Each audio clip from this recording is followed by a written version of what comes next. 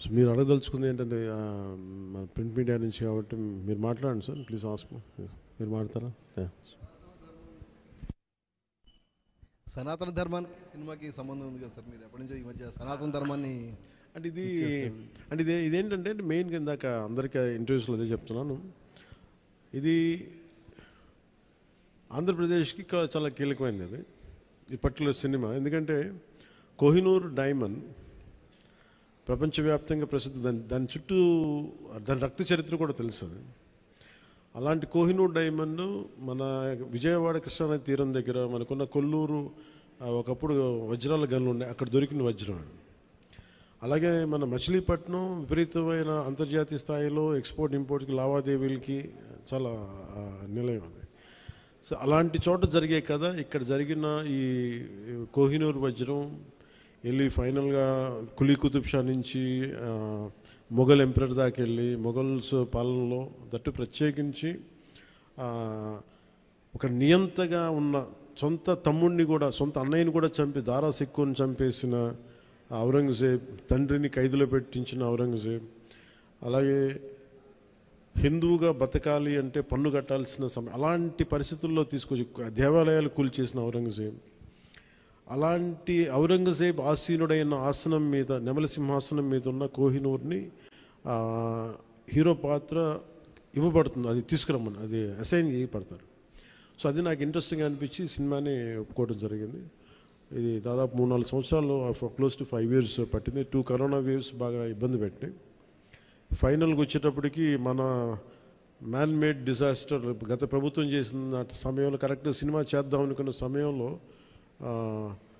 చంద్రబాబు గారిని చేసేయడం, నన్నేమో వైజాగ్లో ఇబ్బందులు పెట్టేయటం, వీటన్నిటిలో చాలా డిఫికల్టీస్ వచ్చింది సినిమా పూర్తి చేయడానికి.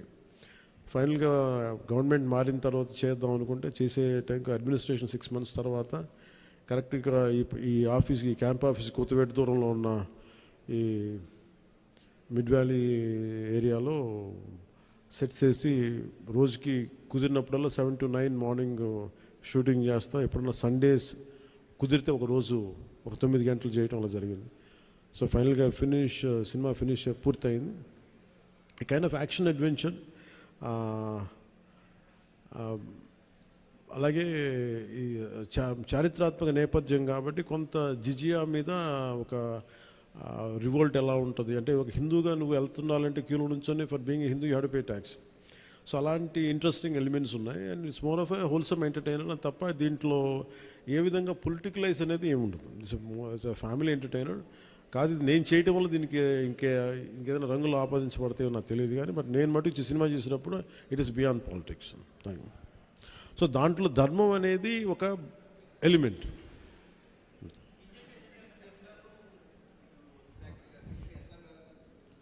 సార్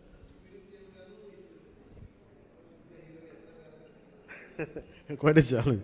ఇందాక కూడా ఎవరు ఇంటర్వ్యూలో అడుగుతూ ఉన్నారు, మీరు మేడం మీరేనా అడుగుతా అంటే సినిమాల్లోనూ ఒకటే చాయిస్ ఉంటుంది, either films or politics at this stage అంటే I said I opted for politics. I opted for not cinema, politics. So అందుకే నా ప్రయారిటీ పాలిటిక్సే, అడ్మినిస్ట్రేషనే పెట్టి నాకంటూ కొంత టైం అనుకున్నప్పుడు దాన్ని బట్టికే కేటాయించడం జరిగింది. అట్లా సాధించాను.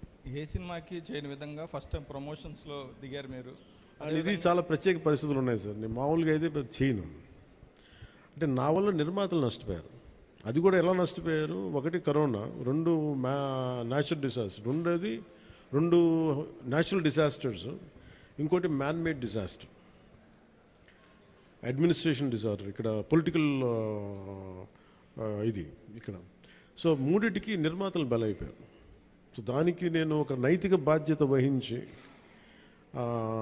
లేట్ అయిపోయిన సినిమాని ప్రమోట్ చేయాల్సిన బాధ్యత నా మీద ఉంది. అంతేగాని ఎందుకంటే నాకు రెమ్యునేషన్ కూడా దీనికేమి అదే ఇంకా రేపు హిట్ అయితే నాకు తెలియదు కానీ, సో అలాంటి పరిస్థితుల్లో రిలీజ్ చేశాను. ఎందుకంటే ముందు సినిమా ఆడాలి, సినిమా రిలీజ్ అవ్వాలి, నిర్మాత బయటపడాలి అన్న సదుద్దేశం. అది కూడా ఏంటంటే నేను పాలిటిక్స్లో ఉండటం, గత ప్రభుత్వం చేసిన మ్యాన్ మేడ్ డిజాస్టర్స్ వీటన్నిటి వల్ల నలిగిపోయిన దానికి నేను పాలిటిక్స్లో ఉన్నాను కాబట్టి బలైపోయారు కదా, ఇబ్బందులు పడ్డారు నిర్మాతలు. అందుకని వాళ్ళందరి తరపున నేను కనీసం ఈ ప్రమోషన్ చేయడం అనేది చాలా ఎసెన్షియల్ డ్యూటీ అనిపించింది నాకు. అంతమించి మామూలుగా అంత అవసరం ఉండేది కాదేమో. సార్ ఆ సినిమా తీసేటప్పుడు కొంత ఇబ్బందులు కూడా పడ్డట్టున్నారు మీరు. ఏంటి సార్? ఆ సినిమా తీసేటప్పుడు కొంత ఇబ్బందులు కూడా పడ్డట్టున్నారు, సమ్మర్లో కానీ నైట్ టైంలో షూటింగ్ చేయటం కానీ. అంటే ఎలా అంటే నేను అంటే ఇక్కడికి వెళ్ళి వైజాగ్లో అరెస్ట్ అయ్యి మళ్ళీ వచ్చి 4 రోజుల తర్వాత మళ్ళీ ఇలా చేశాను. అంటే అరెస్ట్ అంటే చూశారు కదా ఎలా పెట్టారు. అట్లాంటి పరిస్థితుల్లో మండుటెన్లో కానీ అంటే okay that's part and parcel, there is no complaint about it. నాకేమనిపించిందంటే ఈ ఇబ్బందులు పడటం ఒకటిను, పార్టీని నడుపుతా ఏమాత్రం హోప్లెస్ పొలిటికల్ సిచ్యువేషన్లో ఉండి సినిమాలు చేస్తా 10 రూపాయలకి 15 రూపాయలకి టికెట్లు ఏదైనా రిలీజ్ అయితే ఇబ్బందులు పెడతా, నాకు వీటన్నిటికీ దాటి అధిగమించి ఇక్కడ దాకా రావడం చాలా పెద్ద విజయం అనిపించింది. సో టఫ్ సిచ్యువేషన్ ఇక్కడ దాకా వచ్చి I'm grateful for the producers.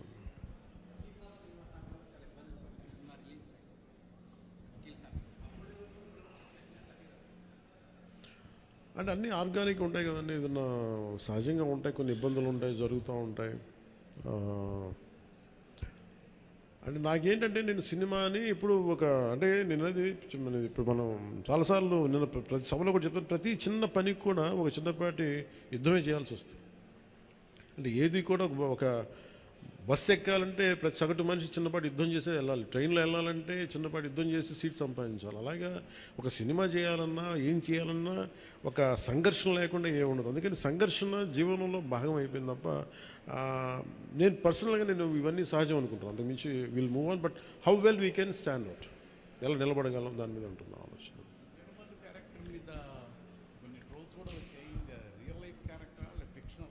ఇది ఫిక్షన్ క్యారెక్టర్స్, అసలు వాళ్ళు ఎవరో మాట్లాడారు నా దృష్టికి తీసుకొచ్చారు కానీ అసలు సంబంధం లేదు.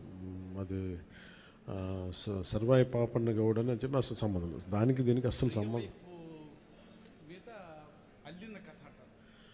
ఇది వన్ ఈజ్ ఒక హై కాన్సెప్ట్. ఒకవేళ కోహినూర్ డైమండ్ని తీసుకొస్తే ఉంటుంది, దాన్ని కొర్లు మన ఈ మచిలీపట్నం పరిసర ప్రాంతాల్లో పెరిగే ఇలాంటి వాతావరణంలో పెరిగిన ఒకడికి ఈ బాధ్యత తప్పు చెప్తే నిజాం నవాబు ఎలా ఉండొచ్చు, ఈ హై కాన్సెప్ట్. దీంట్లో ఎక్కడా కూడా అది ఒక ఫిక్షస్ క్యారెక్టర్ తప్ప దాన్ని ఎక్కడా కూడా అసలు చారిత్రాత్మక ఆధారాలు ఉన్న పాత్ర అసలు కాదు, ఫ్రమ్ డే 1 నుంచి. It's very quite created character. Sir Bheemla నాయక్కి సంబంధించి అప్పుడు టికెట్ రేట్లు తగ్గించారు, అయినా సరే హిట్ అయింది. కానీ ఇప్పుడు టికెట్ రేట్లు పెంచారు. అంటే ఆ రోజు టికెట్లు రేట్లు తగ్గిస్తే నిరుత్సాహపడలా, ఈరోజు టికెట్ రేట్లు పెరిగితే కూడా ఆనందించట్లా. భగవంతుని ఏదిస్తే అది తీసుకోవడం అంతే తప్ప ఈరోజు గవర్నమెంట్ ఉంది కాబట్టి అంటే ప్రత్యేకించి పవన్ కళ్యాణ్ సినిమాకి ఇస్తే నేను ఖచ్చితంగా అది నేను ఆనందించేవాడిని కాదు. కానీ ఇది అందరికి ఇచ్చారు కాబట్టి దాంట్లో నాకు ఇవ్వకపోతే అది వివక్ష చేసినట్టు ఉంటుంది, అది కూడా తప్పవుద్ది కదా. అందుకని I think it's part and parcel. ఆ రోజు అలా జరిగింది, ఈ రోజు ఇలా జరిగింది, అంతకుమించి దీన్ని వేరేలా చూడటానికి ఏం లేదు. ప్రొడ్యూసర్ నష్టపోయాడనే దేనికి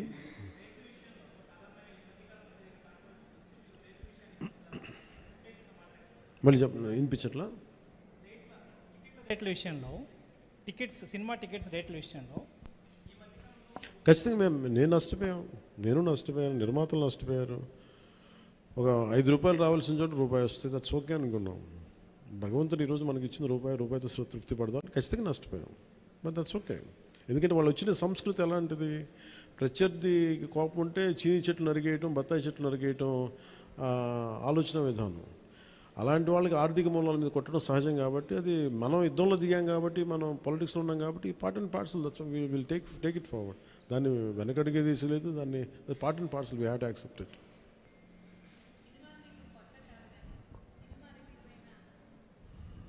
సినిమాలు మీకేం కొత్త కాదు, కానీ ఏ సినిమా రిలీజ్ అయినా అందరికీ కొంత నర్వస్నెస్ ఉంటుంది, మీకు కూడా ఉంటుందా? నాకు నిండా మునిగినోడు చలి అని చెప్పండి. కానీ బాధ్యత ఉంటుంది. అంటే సినిమా బాగుందంటే ఆనందిస్తాను, బాగలేదంటే ఓకే ఏం కరెక్ట్ చేయాలని ఆలోచిస్తాను, అంతే తప్ప. ఎందుకంటే ఎందుకు నాకు నర్వస్నెస్ ఉంటుంది అంటే చేసేటప్పుడు చాలా ఒళ్ళు దగ్గర పెట్టుకుని చేస్తాను. నేను సినిమా బాగలేదని కూడా ముందే చెప్తుంటారు, బాగలేదు ఇబ్బందులు ఉన్నాయి చూసుకోండి. అందువల్ల నాకు ఏంటంటే నాకు గిల్ట్ ఉండదు బేసిక్గా.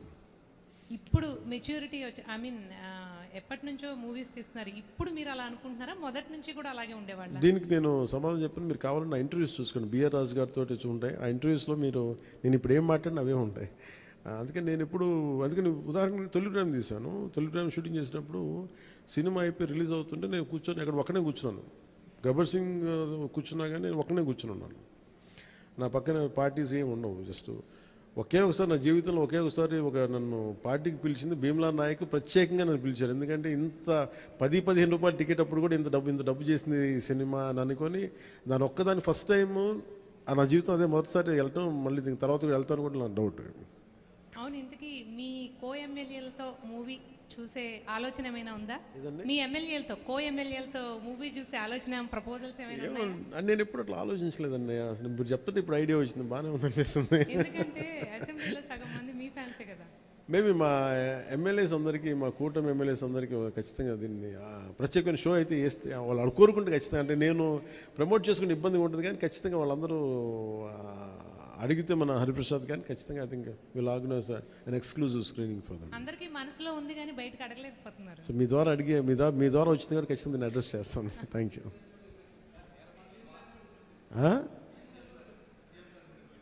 సీఎం గారు బిజీగా ఆయన సినిమాలు మా అయితే ఒక 5 నిమిషాలు చూస్తారేమో. ఆయనకి ఎందుకు రోజు నన్నే చూస్తుంటారు కదా, సినిమా చూస్తున్నట్టు అనుకుంటారు.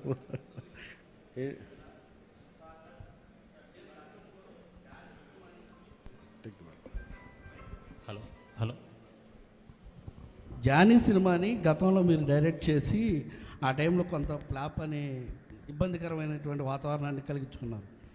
ఈ సినిమాలో మీరు లాస్ట్ క్లైమాక్స్ మీరే డైరెక్ట్ చేశారని చెప్పేసి చెప్తున్నారు. దానికి అప్పటికి ఇప్పటికీ ఏంటి, ఎలాంటి చేంజ్ మీరు గమనించారంటే? అలాగే అంటే నేను జానీ నిన్న కూడా చెప్పాను. అంటే నాకు ఏమనిపించిందంటే ఒక సినిమా తీసేటప్పుడు చాలా నలుగుతూ ఉండేది. నేను చెప్పేది సినిమా అనేది ఒక్కటే కష్టపడేది కాదు. ప్రతి ఒక్కటి ఈవెన్ ఒక చిన్నపాటి ఉపాధి శ్రామికుడు కూడా కష్టపడతారు, యుద్ధం చేయాలి పట్టుకోటి కోసం. సినిమా ఏంటంటే చాలామంది డబ్బులు చాలా గ్లామరస్గా కనిపిస్తుంది ఫిల్మ్ ఇండస్ట్రీ. దానికి నేను ఒక చిరంజీవి గారు లాంటి అన్నయ్య ఉండి, నేను సక్సెస్ఫుల్ అయిన యాక్టర్గా ఉండి, ఖుషి తర్వాత వరుసగా విజయాల తర్వాత కూడా ఒక జానీ అనే సినిమాని నేను డైరెక్ట్ చేసేది ఆడకపోయిన వెంటనే ఒక 5 రోజులు 10 రోజులు నెల రోజుల తర్వాత ఫస్ట్ షో పడింది. ఇది బాగలేదు అనగానే వెంటనే మొత్తం ఫైనాన్షియర్స్, డిస్ట్రిబ్యూటర్స్ అందరూ నా ఇంటి మీదకి వచ్చేసారు. మాకు డబ్బులు రావట్లేదు, ఇప్పుడు ఏం చేస్తామని. నా క్వశ్చన్ ఏముందంటే, మీకు డబ్బులు ఇచ్చినప్పుడు నాకు ఎప్పుడు ఎక్స్ట్రా ఇవ్వలేదు కదా, ఇప్పుడు డబ్బులు పోయినప్పుడు అది ఉండదు అక్కడ. సో నేను కంప్లైంట్ చేయట్లా. అంటే నాకు ఏమనిపించిందంటే ఫస్ట్ టైము నాకు చాలా ఒక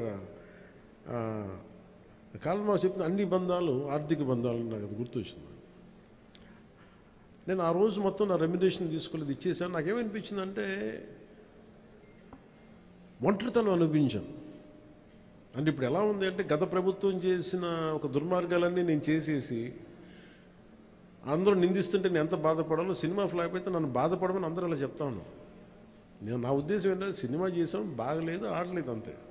కానీ దానికి ఏంటి ఏదో ఒక కొంపలంతా మునిగిపోయినట్టు ఇలా మొక్కలు పెట్టుకున్నారండి. అందరూ డీలా అయిపోయి ఓకే నష్టపోతే ఎంత నష్టపోయింది చూద్దామని చెప్పి ఫైనల్ నేను ఏం చేయగలిగింది, బాబు నాకు ఇచ్చిన రెమ్యునరేషన్ ఇది, నాకు రూపాయి అవుతుంది తీసుకోండి అని చెప్పి నేను ఇంకో 15 లక్షలు అప్పు నేను తీసుకున్నాను. దాని తర్వాత ఇంకోళ్ళ దగ్గర ఆ అనుభవం నన్ను చాలా బలమైన వ్యక్తం చేసింది. ఆ ఒక్క జానీ ఫెయిల్యూర్ నాకు ఎంత హెల్ప్ చేసిందంటే పాలిటిక్స్లో హెల్ప్ చేసింది. నేను 2019లో ఓడిపోతే మళ్ళీ నాకు అదే గుర్తొచ్చింది. నేను ఎలా సర్వైవ్ అయ్యానప్పుడు failure is a part and parcel of growth. అది నాకు బాగా బలం ఇచ్చి నిన్న ఒక నిర్మాత ఆ రోజు అన్ని ఇబ్బందులు లేవు, కానీ రత్నం గారు లాంటి వ్యక్తి ఒక చిన్నపాటి మేకప్ అసిస్టెంట్గా ప్రారంభించిన వ్యక్తి, అంచెలంచెలుగా శంకర్ లాంటి వాళ్ళతో సినిమా తీసి పాన్ ఇండియా సినిమాలు తీసిన వ్యక్తి ఈ రోజున సినిమా రిలీజులకి ఇబ్బంది పడతా ఉంటే నాకు అనిపించింది చాలా బాధేస్తుంది. ఇది నాకు అందుకే నేను దగ్గరుండి ఈ సినిమాని ప్రేక్షకుల దగ్గరికి తీసుకెళ్ళాలనేది నిర్ణయించుకున్నాను. సో నాకు అందుకు అనిపించింది అనమాట. అందుకని నా జానీ అనేది ఎందుకు వచ్చిందంటే ఇంత ఫీబుల్గా ఉంటారు. అంటే మనీ దగ్గరికి వచ్చేటప్పటికి అందరూ నువ్వు చస్తావో పెడతావో తెలియదు కానీ మాకు ఇలా కట్ట అందు ఒకసారి ఇర్లాజికల్గా ఉంటుంది. సో అలాంటి సమయంలో నాకు ఆయన అండగా నిలబడాలి. అందుకని that's reason why I quote. అందుకనే క్లైమాక్స్ ప్రత్యేకించి నేను ఎందుకు చెప్పానంటే, అప్పుడు నేను కొన్నిసార్లు నేను బుల్డోస్ చేసుకుని వెళ్ళాల్సింది. కొన్నిసార్లు రైట్ నిర్ణయం మన మనసుకు తెలుస్తుంది యాజ్ అ ఫిల్మ్ మేకర్గా. కొన్నిసార్లు పక్కన వాళ్ళు మాటలు నేను అసలు ఎప్పుడు పక్కన వాళ్ళ మాటలు విన్నాను.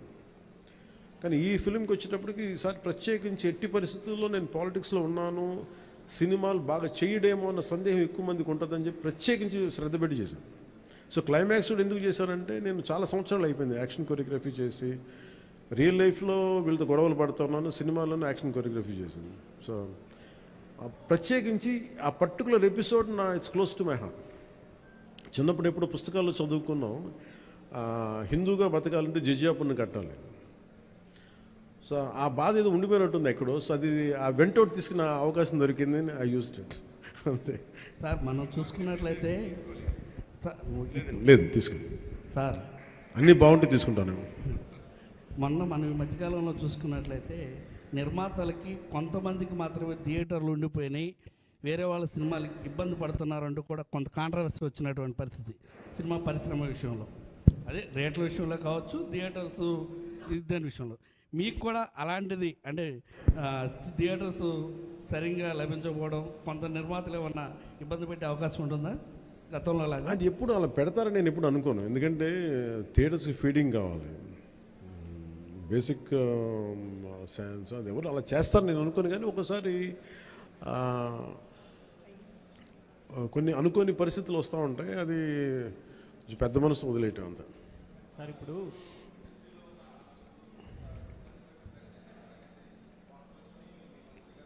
నేను ఎప్పుడు అనలేదు ఆ మాట. నేను అన్నారా, రాశారా? Okay, welcome. So thank you sir. Ma'am, this movie is going to be?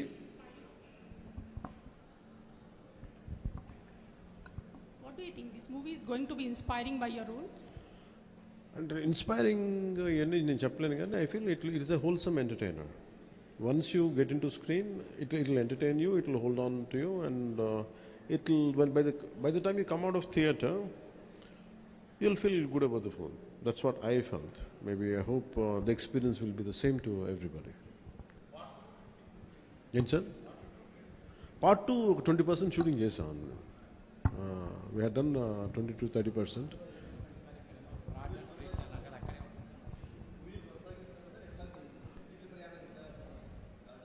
వచ్చే డబ్బుల్ని బట్టి, నాకు దొరికే టైంని బట్టి, కుదిరితే భగవంతుడి ఆశీస్సులు అన్నీ కుదిరి. సార్ ఏంటి సార్, చిత్ర పరిశ్రమ ఎక్కడున్నా అది ఉన్నది. ఆల్రెడీ ఏపీకి రావాల్సిన కొత్తగా అవసరం లేదు, కానీ ఏపీలో డెవలప్ చేయాల్సిన ఇన్ఫ్రాస్ట్రక్చర్ డెవలప్ చేయాలి. హైదరాబాద్లో ఎలాంటి ఇన్ఫ్రాస్ట్రక్చర్ ఉందో ఆంధ్రప్రదేశ్లో కూడా అలాంటి ఇన్ఫ్రాస్ట్రక్చర్ కొంత హైదరాబాద్లో ఉండొచ్చు, కొంత కొంత మంగళగిరి లేదా మనకున్న ప్రాంతాల్లో కావచ్చు. ఇట్ డిపెండ్స్ పరిస్థితులు ఎక్కడ బాగుంటాయని దానికి తగ్గట్టుగా ఇన్ఫ్రాస్ట్రక్చర్ అయితే డెవలప్ చేయాలి.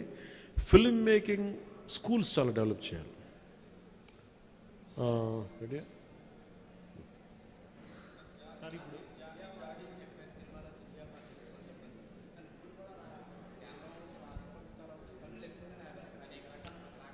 ఆ పన్నుల గురించి ప్రత్యేకించి ప్రస్తుతం ఓన్లీ హరిహర వీలమ్మల జిజియా పన్ను గురించి మాట్లాడుకుందాం.